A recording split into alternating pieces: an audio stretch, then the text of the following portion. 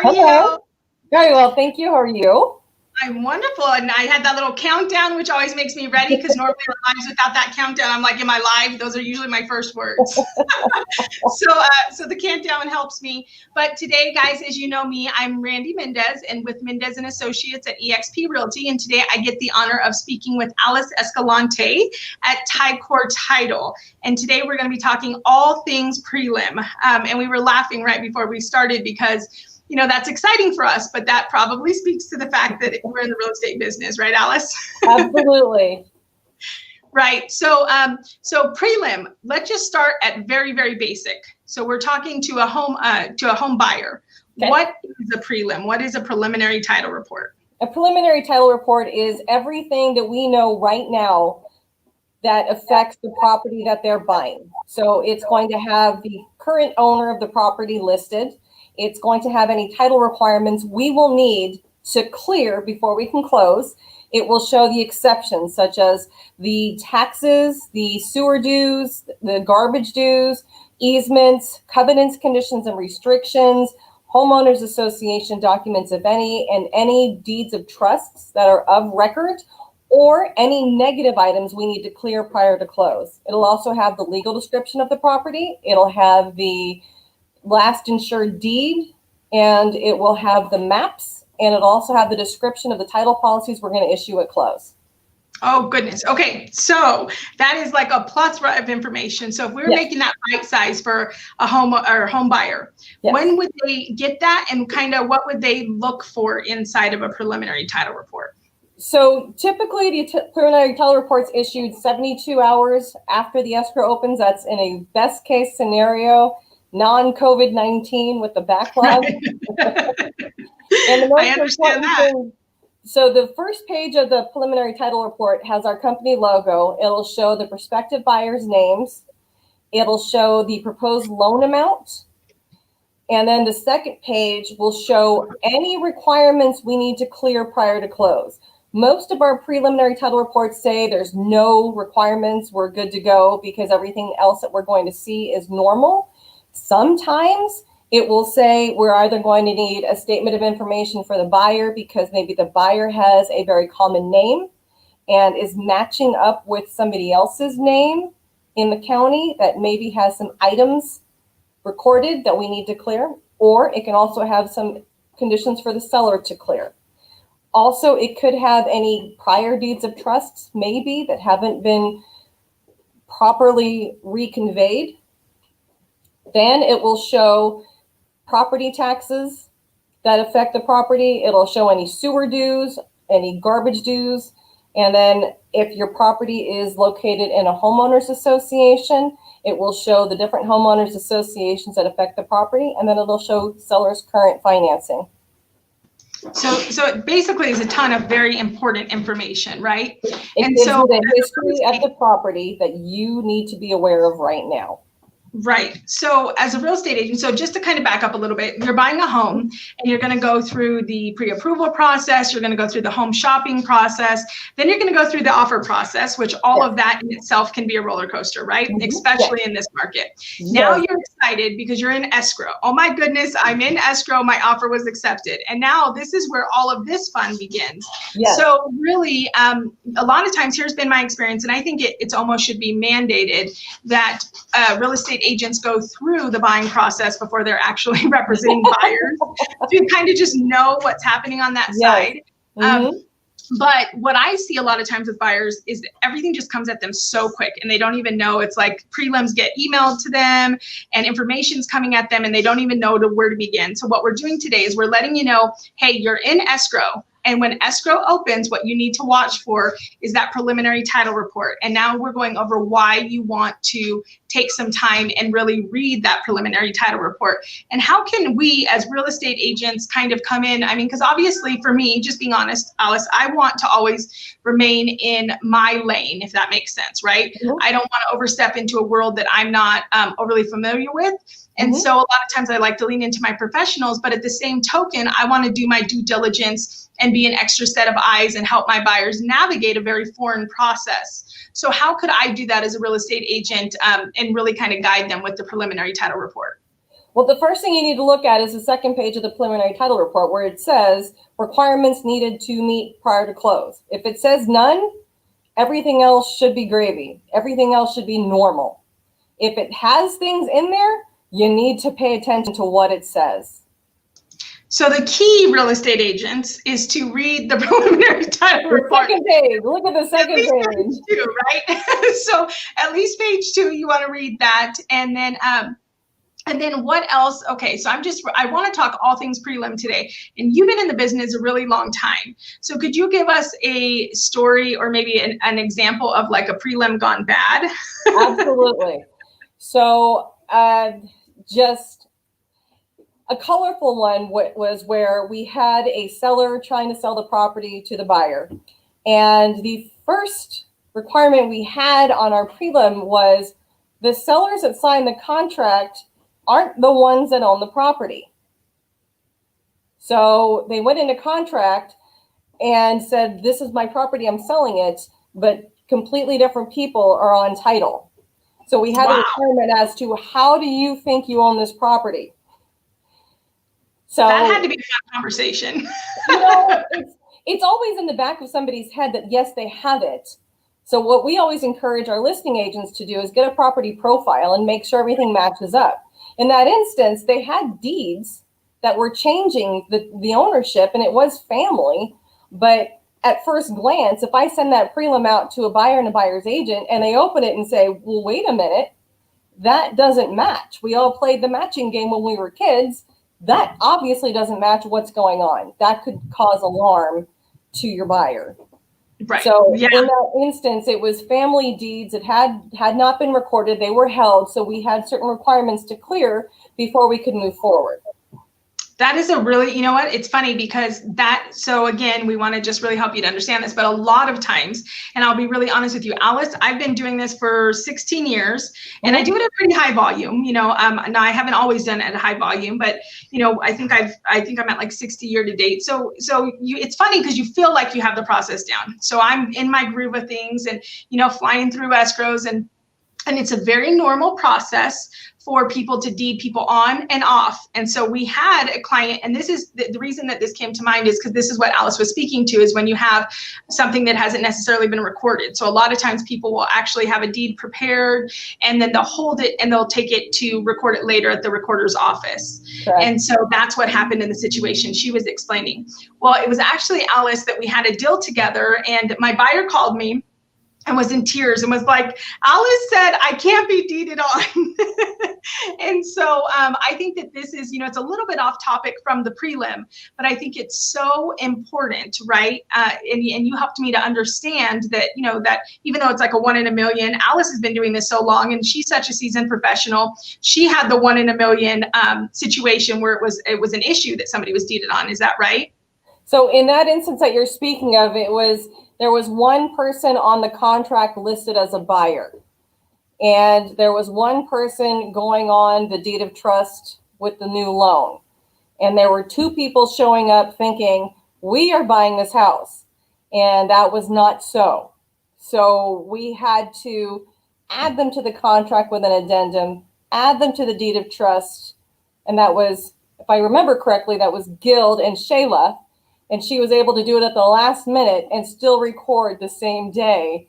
And I mean, it was just in the buyer's minds, that's what they were always planning to do. In reality, that's not what was on paper. So she thought she could be added after the close. And I let her know, when I close your escrow, only one person's going on title and you need to do whatever you need to do after the close of escrow. And then in that instance, she asked what would happen if I were not on the deed of trust at close and they were added to the deed after. And there's this due on sale clause that's on every deed of trust that's done by an institutional lender that says if you change title in any way, shape, or form, add to it, subtract from it, take the holder of the deed of trust and the deed off, infringe upon their interest in any way, the lender can start foreclosure. Now, I've only seen that happen once in my 32-year career. Once. but there is that 1 in a million chance that it could happen.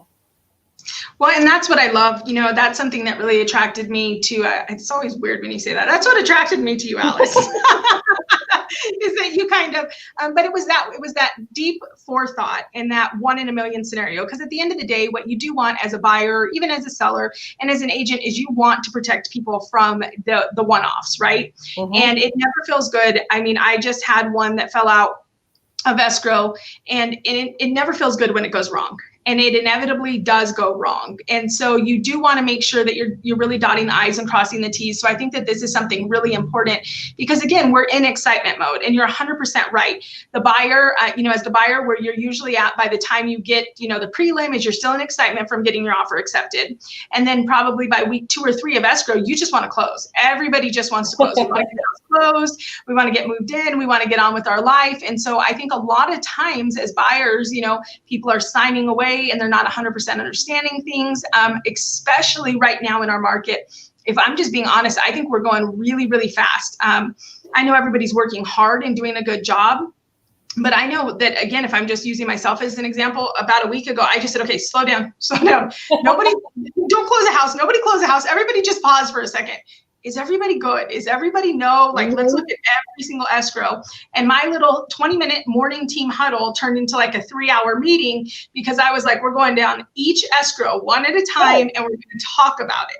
We're going to make sure that every single scenarios went over. And so I think that that's really one of the goals of today, of us just coming together and talking, prelims primarily, but just title in whole, is that we know you're excited as a buyer. We know agents are spread thin right now, but it is really imperative that when we're dealing with people's largest assets, that we slow down and that we're really making sure that we protect things, right? And I was sharing with you, Alice, that I have some immediate family members that are purchasing, and I'm on that side with them, and I'm just like, oh my gosh, is this what my buyers feel like? This is horrible. Who's steering the ship? This is a horrible process. It's a lot of moving parts. It's a big flurry of paperwork, but at the end it comes through and everything records and everybody's happy. Right. No, I love that. All right. So back to prelims. Is there anything else? Obviously, agents and buyers alike are going to check out that page too. I know that for me, I always pull those prelims just because I'll share a story with me. I had a seller that we pulled the prelim, and when we pulled the prelim, we were able to see there was some medical liens on the property. Mm-hmm. And the medical liens were not there. They were not supposed to be there. But thankfully, we pulled it ahead of time, before we went on the market, because reason being, when we did end up putting that property in escrow, it was a very time-sensitive escrow timeframe. And if we had waited to order that prelim until we were actually in escrow, we wouldn't have had enough time to actually clear the liens to close on time with that escrow. Mm-hmm. And so I know that that's really important too. Is that kind of something that's been your experience as well?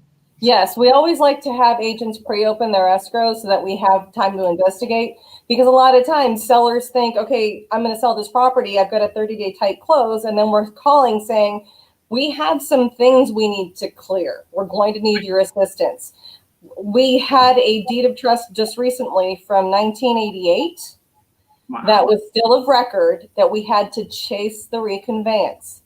And it hadn't occurred to anybody, because typically as a seller, when you pay off a deed of trust and it's not through another sale or a refinance, the bank would send you the release documents. They would send you the original note, the original deed of trust, and a reconveyance to go take yourself to record. Now, a normal person's not going to know what to do with that. Right. So there we go, that recording problem. Yes, you got a recording problem. You got a deed of trust that's live of record. You got to go chase the document now. And the sellers didn't have it. So we had to go back to the bank that's been since taken over by 3 different companies. You have to have time to chase it. Yeah, I think that's, we had one recently that ended up with 3 loans, and we didn't know it had 3 loans. Yeah. And I don't even think, to be honest with you, that our seller fully realized. I think it's one of those things. And I mean, here's what I've experienced, Alice, and you can probably attest to this, but 9 times out of 10, a purchase or a sale of a home is tied to a major life event. So whether it's a divorce, or whether it's a marriage, or whether it's a retirement, or, whatever it is, a death. I mean, a lot of times it's tied to a major life event. Yes. And so in this case, my seller, was aging and had kind of spent a lifetime being very trustworthy of people and just kind of saying, okay, yeah, like we'll do that, we'll do this, and somehow did not realize that, I mean, she was paying them, but didn't realize she had 3 actual mortgages on her property. And so we were hunting high and low. Like we were at it was one of those things that I'm not 100% sure, just because I haven't had the time to like retrace it and fully learn from it. But we had opened prelim, we had got through the escrow process, and then we had delays because of repairs. And all of a sudden it was like, thank goodness we have repairs because we have an extra mortgage. And I'm like, what do you mean we have an extra mortgage? And they're like, it's okay, everybody's working together to find the other mortgage. And I was just like, how did we not know this? So that that's happens all the time. So really, guys, what we want to just stress to you is that we understand how exciting it is, and we're honored to get to facilitate from the sales side to the title side and to be part of it. And I think Alice is a true testament to not wanting to be a damper to the party, but wanting to make sure things are done right. Absolutely. And so I would just encourage you as buyers right now to really make sure you're doing your due diligence, that you have full understanding. I know sometimes it can be such a daunting thought. Again, just being honest, it's Labor Day weekend. We have about 4 or 5 properties we're trying to close tomorrow. And we want to close. Everybody wants to close because it's Labor Day weekend. Everybody has plans for Labor Day weekend. And obviously that is the hope, and we'll try to make that happen. But what I'm saying to you as buyers is sometimes, you know, getting in there 1 weekend early or 1 week early isn't worth not making sure that you've done your due diligence. So when you're in that escrow period, take a deep breath, spend some time, write down your questions, circle and highlight things, make sure that you understand, because here's been my experience. And Alice, I think you'll probably agree, but mine is that it's so much easier to fix and catch something before the close of escrow versus after the close of escrow, right? Yes, very much. And there's nothing we love more. I'm not kidding you. My phone rang yesterday and it was an agent who said, I just read your prelim and I have some questions. And I thought, what? You've read my prelim? We've spent all this time getting these documents together. We've spent all these hours working to get you a prelim, and you read it. And the questions were awesome. She's like, what are these requirements? You need a statement of information. You're seeing judgments against this person. How do I clear this? And then the kicker on our prelims now, we have on our informational page about marijuana. So it's this tag thing in there that says you understand that marijuana is legal in our state, but not federal. So if you're planning on doing anything with that in our property, we can't insure it. Wow. What? So guys, if you didn't hear that, you should hear that.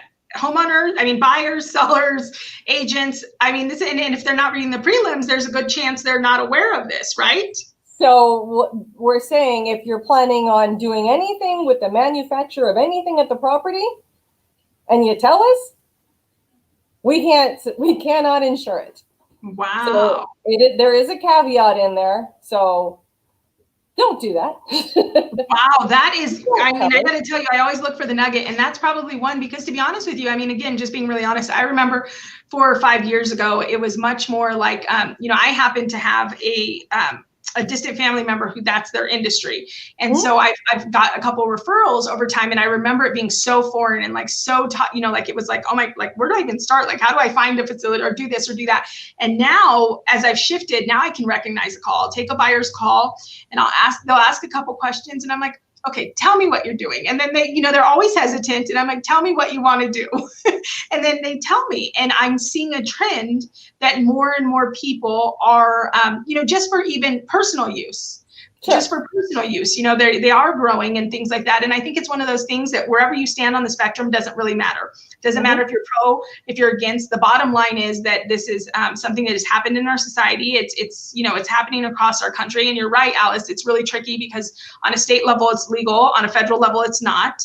And so these are the blind spots where I really think that, you know, as buyers, you should be looking to your professionals to make sure that, you know, even though it can be daunting when they give you this big, huge elephant that you have to somehow eat, that's vital. And vice versa, agents. This is why it's so important that you not only take time to read the prelim, but what Alice said was huge. follow up. And I think so often as agents, we don't want to make the call.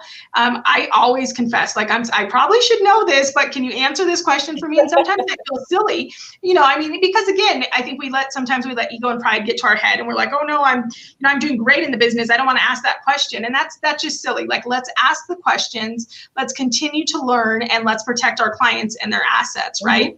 Yes. So, well, Alice, thank you so much for joining me today. I told Alice, she told me right before, so for agents out there, she has an Escrow 101 class, and we have some new agents coming into our office. So I told her, I was like, okay, well, I'm putting a package together, and I think Escrow 101 is where they're going to start. So for agents, definitely find great, and a lot of my agents that are on my page are not here locally, obviously, but find good title reps and good relationships to really lean into, especially at this time, because when we are going fast, I think it's all the more important to have business partners that are watching out for our blind spots, right? Absolutely. And so I appreciate you doing that, Alice, and I appreciate you looking out for our clients. And yep, I super appreciate that. So if you guys have any questions or any escrow needs and you're here in the Northern Nevada area, of course, Alice would love to help you out with that. And if you happen to be somebody who's looking at, purchasing or selling and you don't already have an agent in mind, I would love the opportunity to chat with you on that. But thank you guys so much for joining us today. And Alice, thank you for giving us some great information today. You're welcome. Talk to you soon. Bye, Alice.